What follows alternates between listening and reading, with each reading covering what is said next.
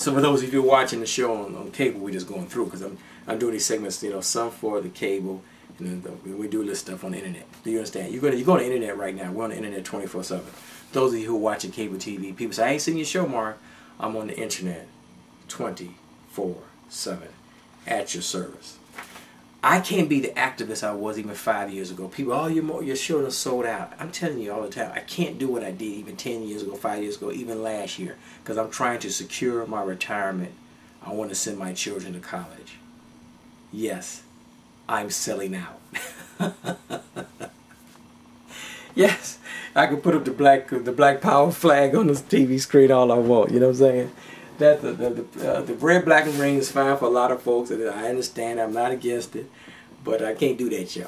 I mean, I'll talk about it, you know, sometime, but you know, we can't do that. It's for somebody else to do that show.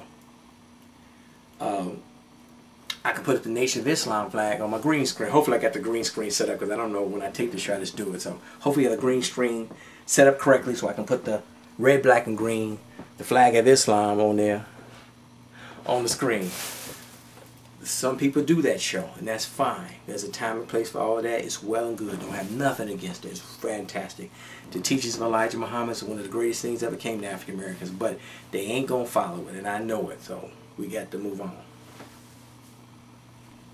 Oh, you say what you want. If you don't like what I just said, you give me a call, okay?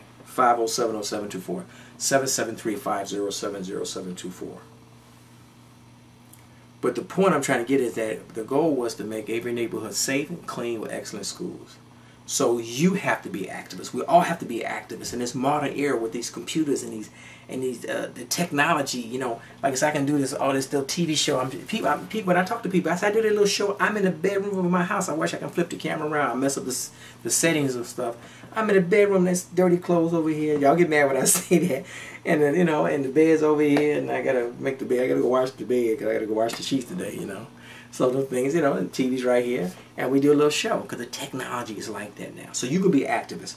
So first you go to, those of you who live in Chicago, whether you're African American or not, that's not the point. Whatever your issue is, the economy, your neighborhood, the schools, whatever it is, global warming, go to whitehouse.gov, www.whitehouse.gov, and read all about the president, see the president's videos, and hopefully you send a message to the president of the United States, Barack Obama.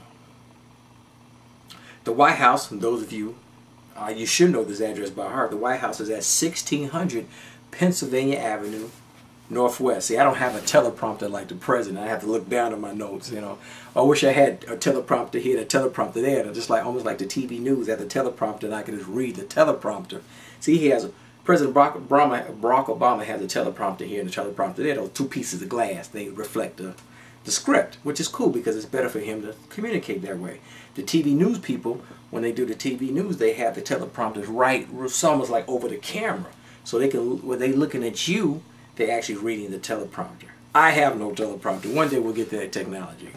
I have to read the hard way. 1600 Pennsylvania Avenue, Northwest, Washington, D.C. 20500. That's 2500. 20500. Washington, D.C. Well, it's, you know, go online. White House. So I wrote a letter to the president, and I've sent emails to the president. You know, and we all should. And they do read this stuff. Like here in Chicago, Mayor Daley, I just tell people, why don't y'all, you know, quit waiting for Jesse Jackson or some politician, some preacher, some potentate to take the lead. You can take the lead. We all can be leaders in our own way. And people say, why write the mayor? Why send an email to the mayor? He ain't going to read that. This is just a suggestion, not a suggestion, this is a demonstration or example. I'm not suggesting this.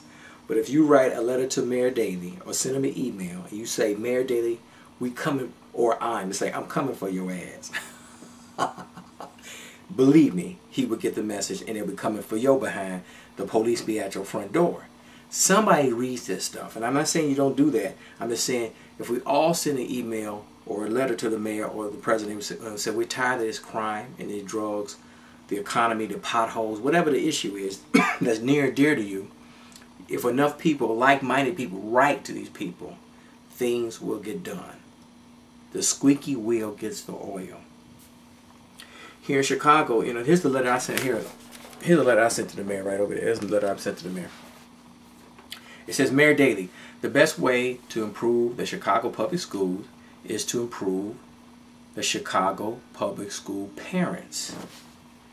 I've gone off on the teachers for many years, and the teachers, a lot of them are lacking. They just there to collect a paycheck. I understand that. And they don't even send their children to the public schools. All they care about is their union, their jobs, and their pension, and that's all they care about, which is understandable. Self-preservation is the first law of nature. Self-preservation, first law of nature. We understand that. The second line, it's only 3 lines. It takes me forever to write these letters, trust me. The best way to reduce crime in Chicago is to improve the Chicago public school parents. Yes, it's the parents. Remember, most of the public school parents attended the public schools. I don't have that hard statistics. I know those of us who didn't move like me, we went to the public schools, and our children go to the public schools. The best way to improve Chicago is to teach Chicago public school students how to be excellent parents. Because when I go into public schools, I tell the little kids, I said, they're like 15, right? Whatever. The average age is 15. I said, in 10 years, I'll be 56, you'll be 25. Okay? Most of you here will have children. almost 70 or 68% of African American children are born out of wedlock. You understand that? And so where you going to send your children to school 5 years from now, 10 years from now? To the neighborhood school with the hood rats? Most neighborhood schools are pathetic in the African American neighborhood. I don't know about these other neighborhoods because I live in segregated Chicago. I'm trying to be nice. I'm trying to lose some of this my black activism, but it comes back. It's in me. So we have to really teach these young people in high school and grammar school how to be excellent parents. That's not to put their parents down. We all can be parents, or better parents. None of us are without a spot or wrinkle. All of us have come short of the glory of God. I ain't hating.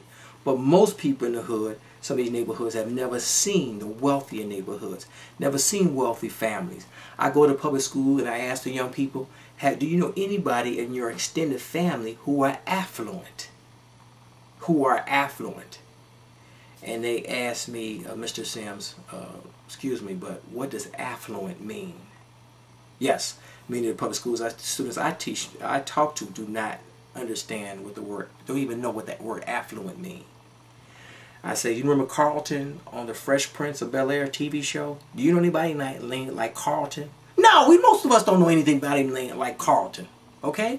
Most Americans are working class. Or do we have any family like the Huxtables? I mean, Bill Cosby's family, his TV family? No!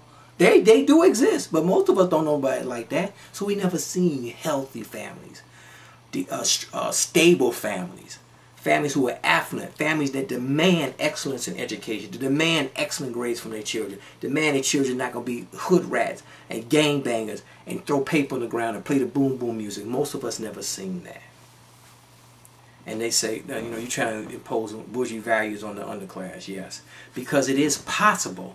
We can do this structurally over time.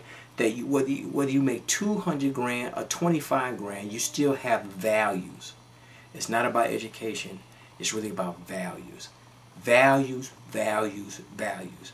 The preachers and the politicians do not teach values. They don't tell you where they send their children to school. The preacher may have his church in the hood, but a lot of these preachers send their children out to the nice suburban schools or the nice magnet schools in Chicago. Their children are not going to the hood schools. Okay, so please send a letter to the mayor of Chicago. I've talked too much. Send a letter to the mayor. Well, that's what we do. Send a letter to the mayor of the city of Chicago and your mayor in your town where you live, and tell him that what you like and tell him what you don't like. If he get 10,000 letters this week, you're gonna see some change.